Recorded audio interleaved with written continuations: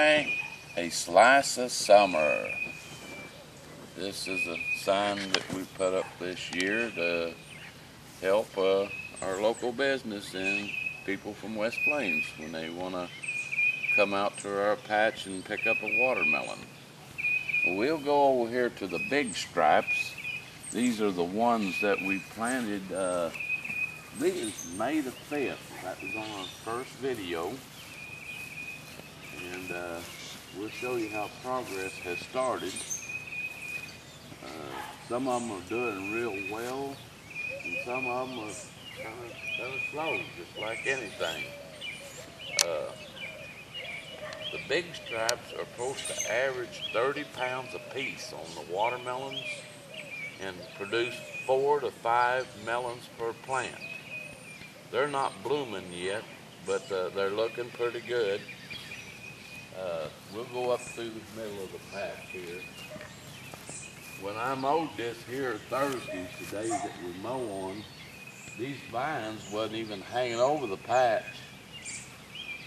And there's not no blooms yet, but we noticed the first 10 up here did really super well. But that's just part of it anyway. So I hope this picks up pretty good. We got one plant here that's very slow about it. We always put 2 seeds out, and sometimes 3, and sometimes one seed does real good and the other one just kind of fizzles out, so we just pull it up. But here both of them are not doing as well. Well, we'll go up here to the Crimson Sweets. We didn't have them planted the last time we videoed this, so we'll head up to the field. Wait just a minute, I'll show you how we irrigate up here, how we got it set up on our irrigation.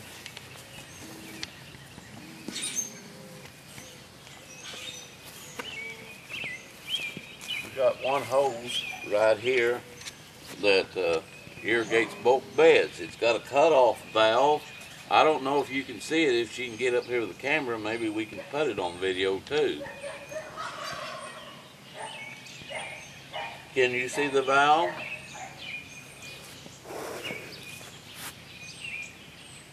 Right here's the valve that we can water both beds or just shut one down if we need to. And then we got a T over here on the well house too. Come on.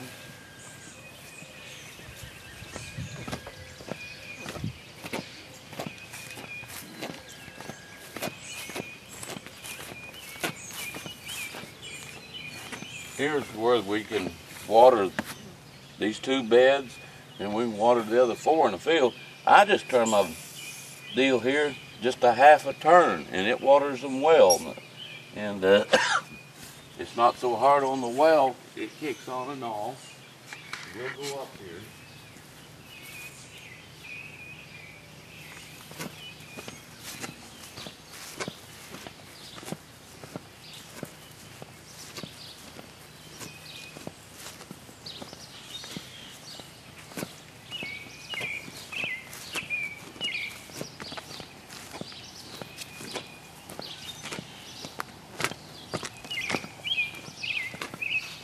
I set these plants here out last night, June the 4th.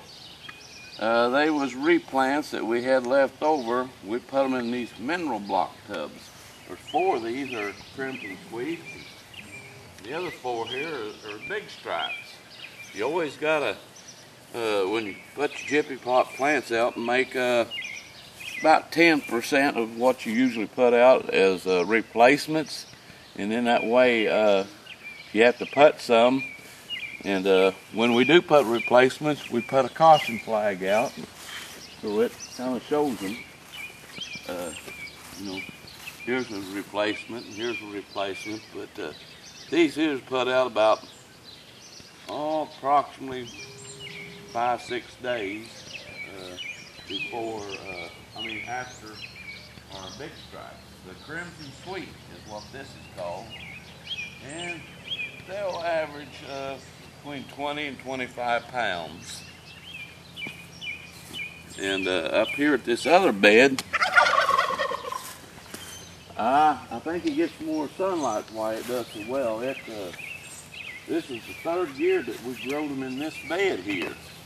They say you can't do that, but it don't do so well. But so far it's doing better than the 2-year-old bed. So we'll just have to wait and see. There's none blooming here yet. And here's my tomatoes.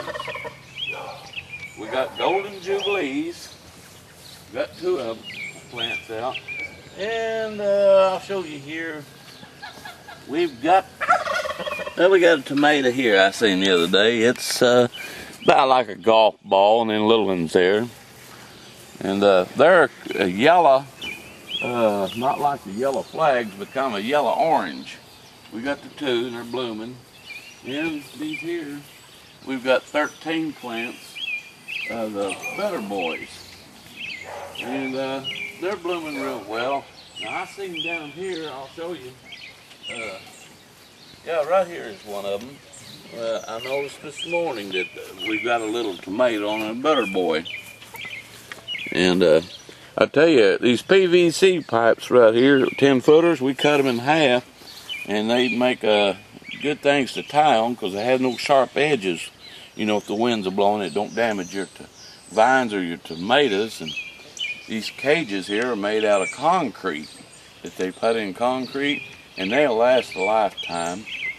And that makes real good. And then we take the tie straps to tie them in there. They weigh enough that the wind won't blow them over. Last year, we had 11 plants, and we sold 231 pounds. That was almost 22 pounds per plant. And then we threw tomatoes away that we couldn't sell. And then we used tomatoes off of them, us as well. So this year, I wasn't going to grow any tomatoes, but I went ahead and did it. They're going to be given away. When people buy a watermelon, they get 3 tomatoes free. Green tomatoes that they want for frying, or red ones to put on their hamburgers. You know, I think that's a fair deal. It's not that much money invested. I just got 50 cents a piece in them deals there. And so we're going to see how these here do. They do real good in the tubs, but we'll just have to see about the watermelons down here. Now we'll go down here with these other crimsons. I put these here crimsons out, I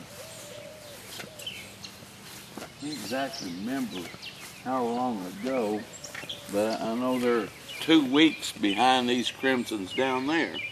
Now these crimsons, walk up through here, hon, with it, they're 24 inches apart. And they're not quite making runners yet, but they're getting very close. I'll show you what they look here like when they get to making runners. Let me find one. Then you can tell pretty well. Yeah, right here's one. See how he's starting to make a runner? See, he's going out, and then he'll have a little bushy thing right there. He's starting to make a runner.